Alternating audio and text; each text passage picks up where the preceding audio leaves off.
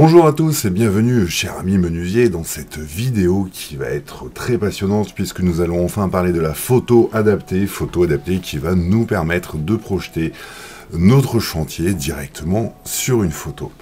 Alors, la photo adaptée, il y a beaucoup de choses à dire, beaucoup de méthodologie, il faut prendre son temps, il faut être patient. Et nous allons attaquer directement avec l'exercice que nous poursuivons depuis le début de ces vidéos. Je vais venir ici sélectionner l'intégralité de mon chantier et je vais le déplacer littéralement sur le point d'origine du logiciel SketchUp. Je vais donc saisir une partie du meuble, notamment celle-ci qui m'intéresse, et je vais tout déplacer vers l'axe. Le point d'origine, voilà, c'est parfait. Alors, j'insiste bien, déplacer tout avant de jouer avec les étiquettes, hashtag anciennement balise, puisque on va le voir tout de suite quand je vais faire tomber mon étiquette d'épure, juste ici, eh bien, je sais que j'ai tout déplacé et c'est parfait. Je vais saisir ici mon meuble, on voit ici qu'il n'est pas constitué, groupé dans l'ensemble. Je vais immédiatement le saisir, clic droit et je vais créer un groupe. Voilà, alors l'intérêt du groupe ici, à ce stade du projet, c'est de pouvoir déplacer l'intégralité de nos éléments de menuiserie d'un seul coup. En d'autres termes, le groupe, c'est comme un grand panier en osier où on va pouvoir littéralement tout déplacer. Petit exemple, si je reprends le mouvement raccourci M, je vais pouvoir déplacer tout mon meuble et éviter de faire des bêtises. J'ai placé mon meuble sur l'axe et maintenant, je vais faire venir la photo. Je vais aller dans Fichier, je vais faire importer, voilà, me voici ici avec la photo sélectionnée. J'attire votre attention, on en a déjà parlé dans les autres vidéos, n'allez pas trop vite puisque lorsque je sélectionne l'image, on peut voir en dessous que l'ordinateur SketchUp me propose d'utiliser cette image comme une image, donc comme un vulgaire poster ou bien une texture, ce qui n'est pas le cas, et là on est bien dans la nouvelle photo adaptée. Importation, c'est parti, et là, ça y est, c'est le drame. Alors c'est le drame, pourquoi? Si je zoome en arrière, on va voir en fait que la photo ici est intégrée. On peut souligner l'arrivée d'un nouvel onglet ici, donc qui est la photo adaptée. Si je pivote ici, il ne se passe pas grand chose. Je vais pouvoir me déplacer dans le modèle. Et lorsque j'appuie, par exemple, sur caisson arrière, je reviens sur mes scènes qui étaient faites avant, je reviens ici dans mon photo importée. Et là, j'ai plus maîtrise, je ne sais plus comment les régler. Pas de panique, il suffit simplement de faire clic droit sur la photo et d'appuyer sur modifier la photo adaptée. Et je retrouve tous mes petits traits préférés. Alors, comment se compose en fait cette photo adaptée? Nous avons ici l'axe Z, l'axe bleu du logiciel SketchUp qui va me permettre en fait d'agrandir et de mettre à l'échelle dans mon modèle. J'attire votre attention aussi sur le centre d'origine qui est juste là, ce petit carré jaune en réalité, et le point des axes où on a calé le meuble. Et là, on observe aussi tout de suite les axes du logiciel. Alors, j'ai un axe rouge qui est ici, j'ai un axe vert qui part derrière subtilement, et tout ça est bien brouillon. Alors, pour vous donner un aperçu de ce que représente tout ça, si je fais clic droit et que je fais terminer, je suis toujours sur ma scène photo adaptée. Cependant, si je pivote, regardez bien, je reviens en fait dans mon chantier. Alors, je vais faire affichage. Je vais remettre les axes pour qu'on s'en rende bien compte. Voilà, j'ai mes axes qui sont ici, j'avais bien calé mon chantier, tout va bien. Je vais rappuyer ici. Et voilà mes axes du logiciel. Je pivote, je peux travailler, je vois mes axes, j'appuie sur l'onglet photo adaptée là-haut. Et je retrouve mon logiciel SketchUp avec cette image qui ne bouge pas. On va faire clic droit, modifier la photo adaptée, et là, vous l'aurez compris, grâce à ce petit carré jaune qui est l'axe de mon logiciel, je vais venir le caler sur le coin du mur ici.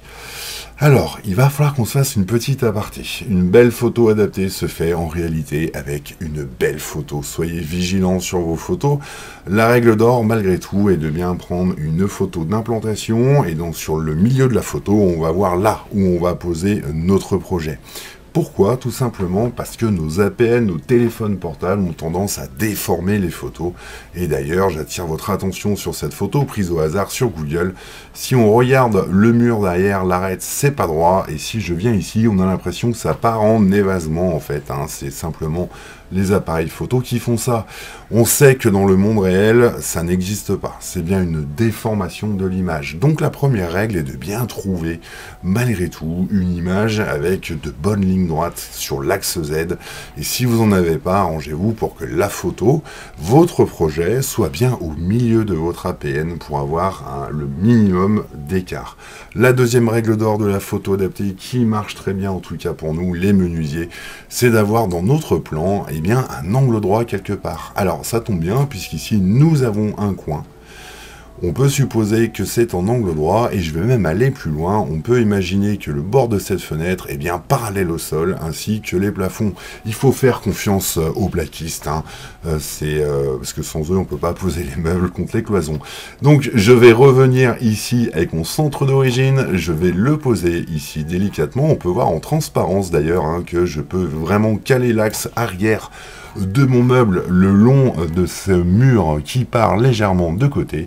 Et maintenant, je vais caler mes axes. Alors, pour caler mes axes, je vais venir saisir cette ligne verte, je laisse mon doigt appuyé, je vais écarter un petit peu le champ pour voir un peu où je me situe.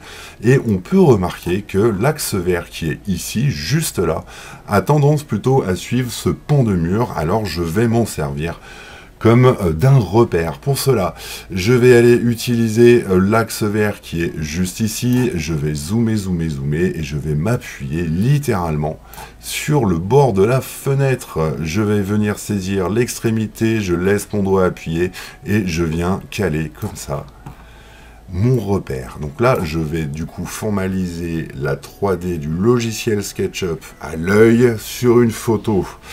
Donc, vous inquiétez pas, ça fait des traits partout, ça se déplace vite, restez concentrés sur vos axes et ça se passera bien. J'ai ici mon axe vert qui est posé, je vais reprendre le deuxième et je vais cette fois-ci suivre la plainte avec une éternelle confiance, cette fois-ci aux autres menuisiers qui sont venus poser les plaintes. On peut voir normalement que c'est à peu près droit. Donc, je viens ici et en zoomant, je vais venir m'appuyer. Alors, on peut, bien évidemment, en laissant son doigt appuyé, diminuer le repère, comme on peut tout à fait l'allonger. C'est à vous de voir. Cependant, soyez vraiment bijoux au niveau du déplacement. N'éternuez surtout pas quand vous déplacez ça, parce que vous allez voir, ça peut vite partir n'importe comment. Je viens de caler ici l'axe vert le long de la plainte, je viens caler ici l'axe vert en bas de la fenêtre, en supposant que tout ceci est bien parallèle.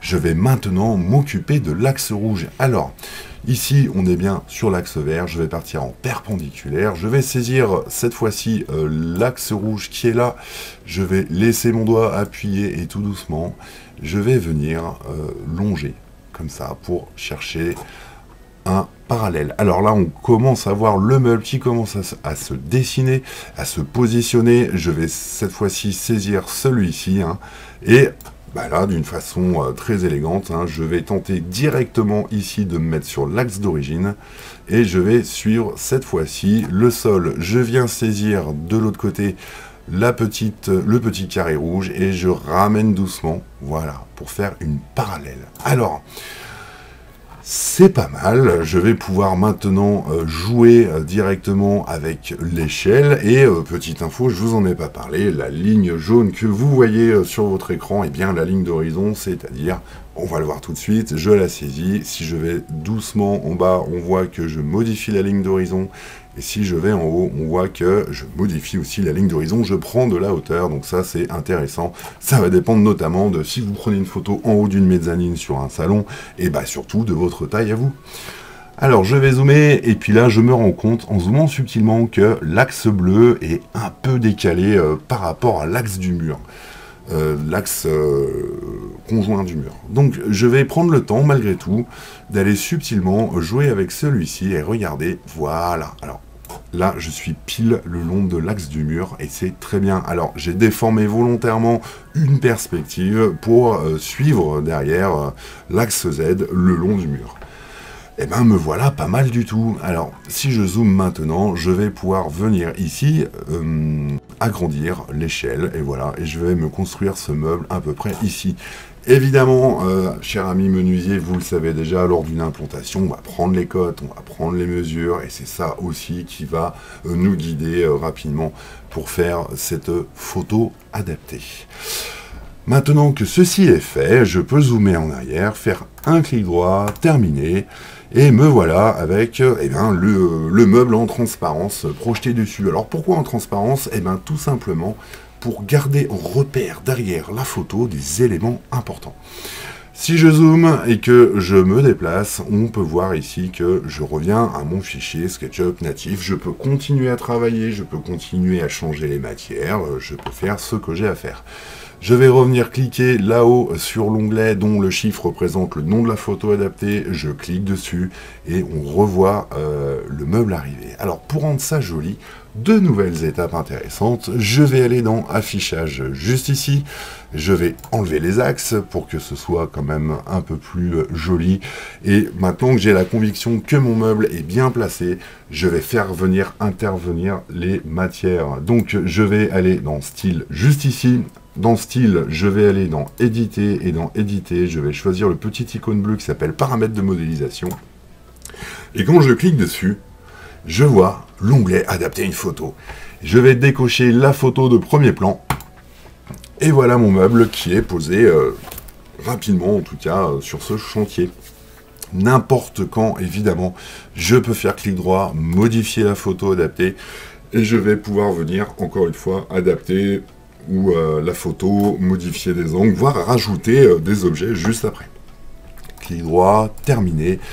Le rendu ici est quand même sympathique, cependant, sachez que l'on va pouvoir agrémenter à partir de cette photo des tas d'options intéressantes.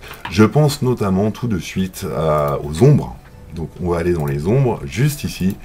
Je vais venir cliquer sur l'onglet afficher, masquer les ombres, je clique, je lâche, et on peut voir déjà les ombres qui se projettent derrière. Si je pivote, on voit bien l'ombre qui est là, je reviens ici, et on voit que l'ombre n'a pas lieu d'être. Pour cela, je vais enlever l'option sur le sol, je vais cliquer ici, et libre à moi maintenant de jouer, regardez, directement avec les ombres natifs du logiciel. Je vais pouvoir bien évidemment jouer avec la date ainsi que l'heure de la journée pour trouver quelque chose d'intéressant. Alors, attention cependant, lorsque vous prenez une photo adaptée, il y a naturellement des ombres présentes et de la lumière. Si je zoome ici, on voit le long de la photo qu'on a une lumière sur le sol, subtilement, on peut voir une ombre aussi, et on a une autre lumière rasante qui vient sur le côté gauche de la photo. C'est bien à vous, en fait, d'être vigilant là-dessus, et d'essayer de coller au mieux à ce qu'on peut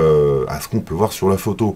J'ai une ombre ici sur le sol qui est l'ombre naturelle de ce mur. On peut voir ici que l'ombre suit à peu près la tendance de la lumière. Donc ça ne m'empêche pas, bien évidemment, de continuer à jouer avec et de subtilement aller dans les options d'éclaircir et de foncer pour pouvoir ici rajouter plus ou moins des ombres, respecter plus ou moins la colorimétrie du lieu aussi, c'est très important. Regardez, là je suis en train d'assombrir littéralement avec l'option éclaircir dans l'autre sens, tandis que là je vais pouvoir éclaircir ce qui est foncé nativement. Alors voilà, là je suis pas mal. Voilà, je vais le laisser comme ceci. Et voilà comment on faisait une photo adaptée. Bien évidemment, je le fais rapidement, il y a beaucoup de choses à dire, notamment sur la mise à l'échelle, il y a beaucoup de choses à préciser au niveau des axes, et évidemment, vous l'aurez deviné, il y a des tas de trucs et astuces pour caler un chantier lorsque vous n'avez pas d'angle droit accessible. Vous avez les bases, faites des tests, amusez-vous, gardez l'esprit critique, et à très bientôt.